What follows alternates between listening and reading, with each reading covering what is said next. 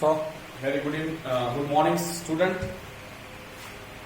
हम लोगों ने एक नया चैप्टर बायोलॉजी में स्टार्ट किया था, एब्जॉर्प्शन बाय द रूट्स। ठीक है, उसमें हम लोगों ने आगे पढ़ लिया है कि रूट का स्ट्रक्चर क्या है, रूट हेयर का रोल क्या है, इस तरह से हम लोगों ने देखा था, राइट।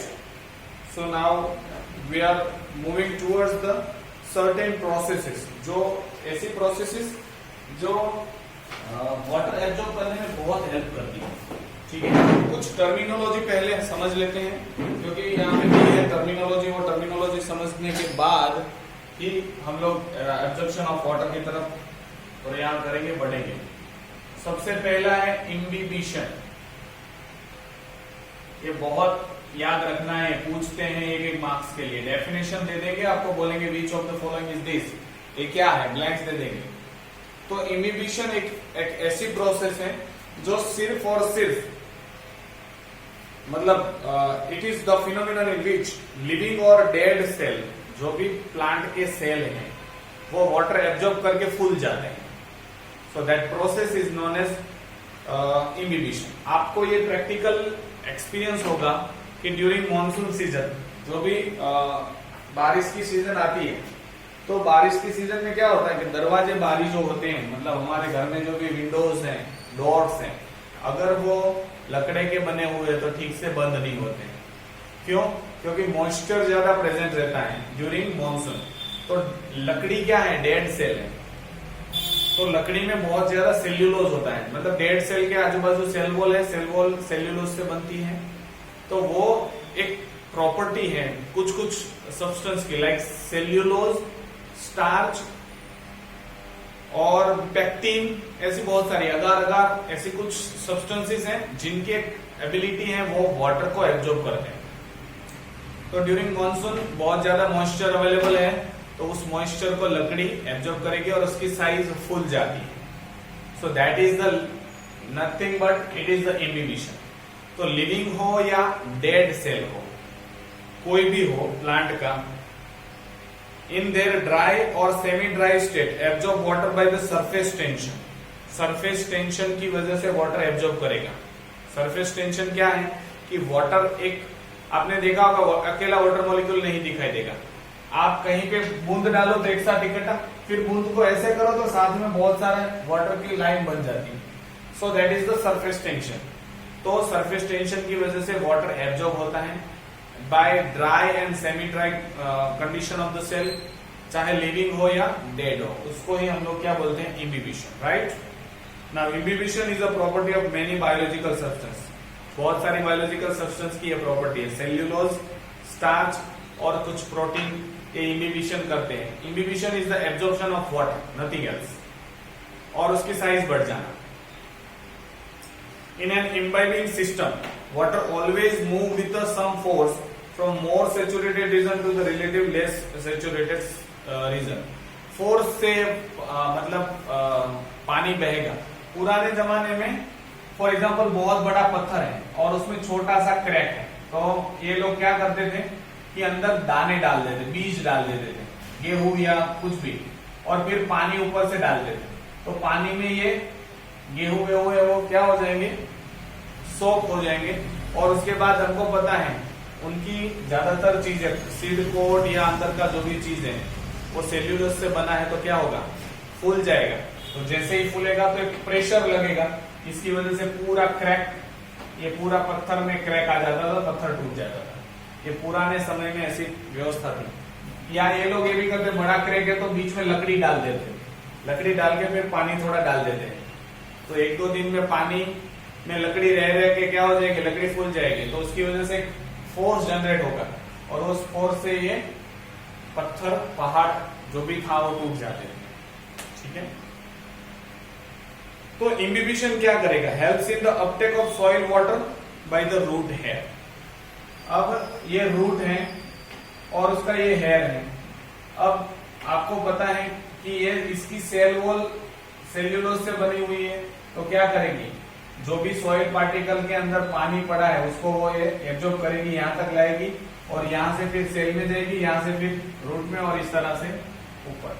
तो इम्बिबिशन रूट हेयर के वजह से या रूट हेयर के थ्रू वाटर एब्जॉर्प्शन करने में हेल्प करता है। Imbibition pressure helps in the ascent of sap by the root hair. Ascent of sap मतलब लिक्विड फॉर्म में वो जाइलम के थ्रू ऊपर जाना। वाटर एंड मिनरल का ascending uphill movement of water and mineral in the plant body is known as ascent of sap। इसको हम लोग ascent of sap बोलते हैं, ठीक है। पानी का ऊपर जाना, मिनरल का ऊपर जाना जाइलम के थ्रू। तो ये इतना ग्रेटर प्रेशर, ये किसी फोर्स की वजह से अंदर आएगा। बहुत सारे मॉलिक्यूल का फोर्स सोचो आप, मिलियंस ऑफ रूट हेयर है, तो मिलियंस ऑफ रूट हेयर में से पानी जब आता है तो कितने फोर्स से आता होगा। तो it will help push this water upward the, जो डालियां है, पत्ते हैं, वहां तक ये पुश करने की कोशिश करेंगे।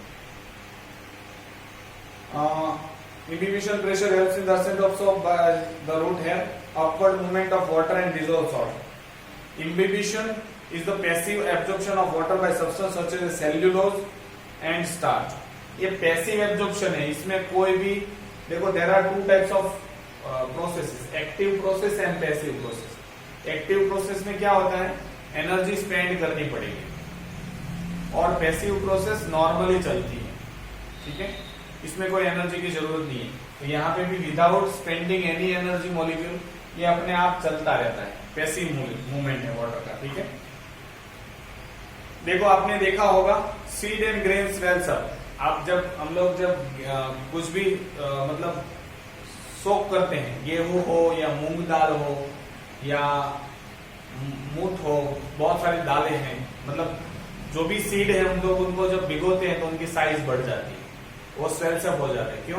क्योंकि सीड कोट में सेल्यूलोज होता है, अंदर भी थोड़ा सेल्यूलोज होता है, तो वो वाटर को एब्जॉर्ब करके वो फूल जाता है। तो इसीलिए आपने देखा होगा कि सीड कोट टूट जाता है। आपने मूंग दाल या मूंग का दाना देखा होगा, उसको पानी में जैसे भिगोते हैं तो यहाँ से बीच में से सीड कोट क्रैक हो जाता है, याद हो तो, और ऊपर से और नीचे से रेडिकल और प्लूमेल्स आते हैं, शायद आपको याद होगा। So the seed and grain swells up due to the imbibition and endosmosis when soak in the water. पानी में जब हम लोग उनको भिगोते हैं, सीड को या ग्रेन को, तो ये पानी एब्जॉर्ब करते हैं बाय द इम्बिबिशन। इम्बिबिशन से पानी एब्जॉर्ब होता है, पानी जैसे ही अंदर एंटर हो जाएगा वो फूलता है और जो उसका सीड कोट है टूट जाता है। The force thus generated by the absorbed water is strong enough to crack the seed coat। तो इतना फोर्स इनफ है, ये अंदर जाने वाला पानी का फोर्स इनफ है कि वो फूल जाए और सीड कोट टूट जाए, ठीक है। तो इस तरह से soaked seed burst open a closed container and fully filled in with a great pressure। देखो एक कंटेनर है, इसमें हमने बहुत सारे मूंग दाल यहाँ तक भर दी है, या चने की दाल भर दी, ठीक है। इसमें थोड़ा पानी ऐड कर दिया और उसके ऊपर एक ढक्कन लगा दिया, ठीक है, इसके ऊपर एक ढक्कन लगा दिया और टाइटली इसको बंद कर दिया, ठीक है।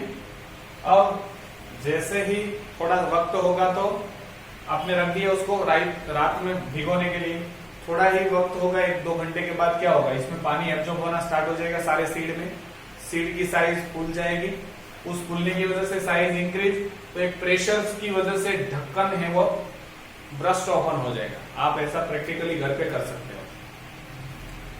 The seed coat of the food grains crack when the rain water fluids go down।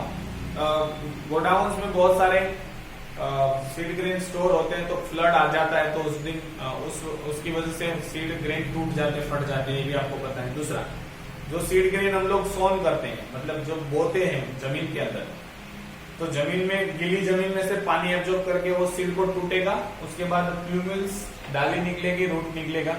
So this is the functions, this is the result of imbibition, nothing else. ये इम्बिबिशन का एक रिजल्ट है।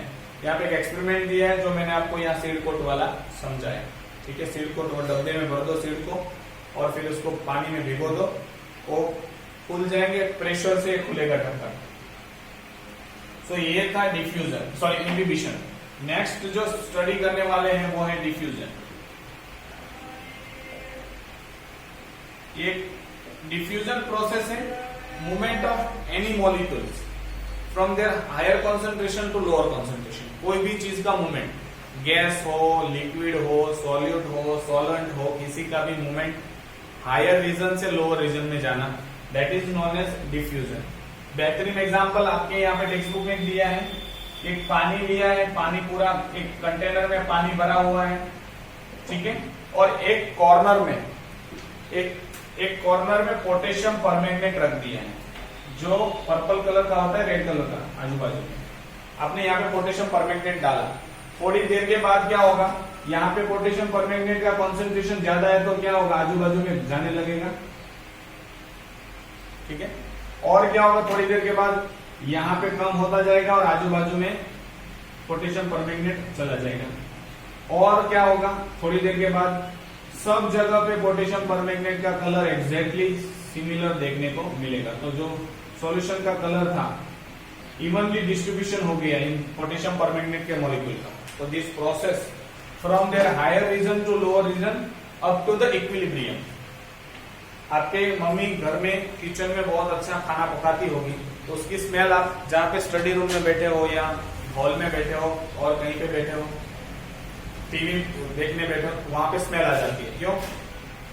क्योंकि दैट फ्रेग्रेंस जो है वो kitchen में है, वहां पे ज्यादा कॉन्सेंट्रेशन है, हमारे जहां बैठे वहां उस रूम में कम है, तो वहां पे उनकी फ्रेग्रेंस आ जाती है।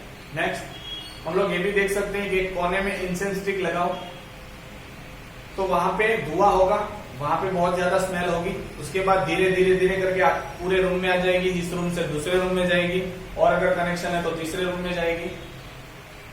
और भी एक कोई बच्चा बहुत सेंट लगा के आया है, तो शुरू में सेंट उसको आता है, उसके आजू बाजू के दोस्तों को आता है, फिर पूरे क्लास में आ जाता है, फिर दूसरे क्लास में भी थोड़ी थोड़ी उसकी स्मेल आ जाती है। So that is the diffusion. तो diffusion is the mixing of molecule, that means movement of molecule of substance from the region of higher concentration to their lower concentration. Higher concentration से lower concentration में कोई भी molecule का जाना, उसी को हम लोग डिफ्यूजन कहते हैं। डिफ्यूजन कुछ एक्सपेरिमेंट से डेमोन्स्ट्रेट कर सकते हैं, तो मैंने आपको बता दिया ये वाला, ठीक है, पोटेशियम परमैंगनेट वाला एक है। नाउ डिफ्यूजन का सिग्निफिकेंस, इंपॉर्टेंस क्या है? डिफ्यूजन से transpiration of water vapour from stomata occur through the diffusion. कैसे ट्रांसपिरेशन स्टोमेटा से होता है, पक्का है ये तो। अब आप पढ़ चुके हैं कि ये गार्ड सेल है,